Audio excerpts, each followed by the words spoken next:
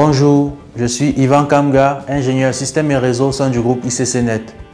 La thématique du jour porte sur les configurations de base du service de messagerie électronique.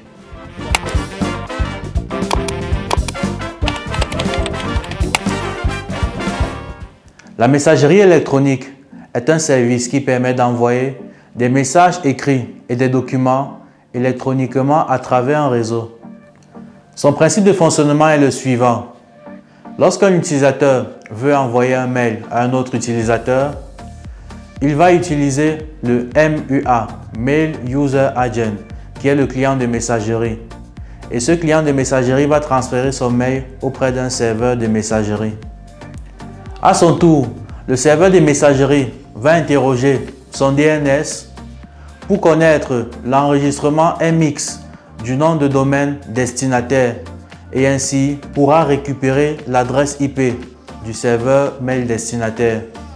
Après avoir obtenu l'adresse du serveur mail destinataire, notre serveur mail va transférer le mail à un MTA, Mail Transfer Agent. Et les Mail Transfer Agents vont se charger d'acheminer le mail jusqu'au serveur destinataire. Et enfin, notre serveur mail destinataire va se servir du MDA, Mail Delivery Agent, pour déposer le mail dans la boîte aux lettres du destinataire. Passons maintenant à la configuration de notre service de messagerie. Pour ce faire, divers protocoles sont utilisés, dont les plus connus sont le SMTP, le POP, IMAP et MAPI.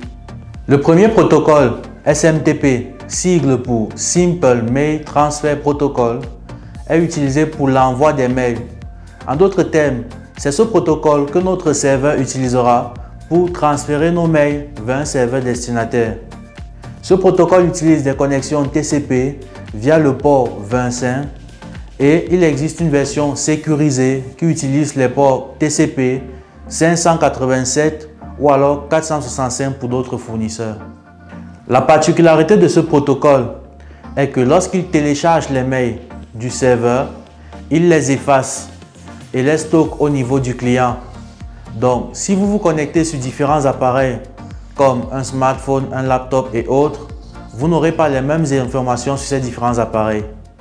Le deuxième protocole, POP, sigle pour Post Office Protocol, et qui est actuellement à sa version 3, d'où son nom commun POP3, est utilisé pour interroger le serveur mail et ainsi récupérer l'ensemble des mails qu'on a obtenus pour les stocker au niveau de la machine cliente. Le protocole POP utilise des connexions TCP sur le port 110 et il existe une version sécurisée POP over SSL qui utilise le port 995. Le troisième protocole, IMAP, sigle pour Internet Message Access Protocol, est, tout comme POP, utilisé pour interroger le serveur et ainsi télécharger les mails sur le poste client.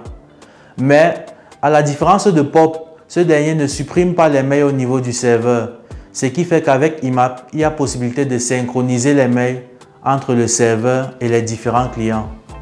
Le protocole IMAP utilise les connexions TCP via les ports 143 ou 220 en fonction de la version d'IMAP que vous utilisez. Et il existe une version sécurisée, IMAP over SSL, qui utilise le port 993. Et le dernier protocole que nous allons présenter, MAPI, sigle pour Message Application Programming Interface, qui est un protocole propriétaire développé par Microsoft pour l'inter-échange entre les clients et les serveurs Exchange. Le protocole MAPI est similaire à IMAP, sauf qu'en plus de ne pas supprimer les mails qu'il télécharge au niveau du serveur, il permet de faire de la collaboration. Donc, en plus des mails, il synchronise aussi les contacts et le calendrier au niveau du serveur. Ce protocole est basé sur les connexions web via HTTPS et par conséquent, il utilise les mêmes ports que ce protocole. Donc, il utilise des connexions TCP via le port 443.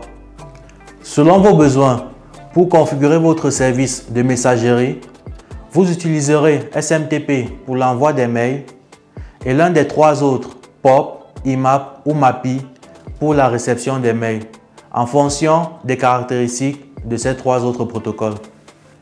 Nous voici au thème de notre vidéo. N'hésitez pas à vous abonner, à liker, à laisser des commentaires et à partager la vidéo. À la prochaine!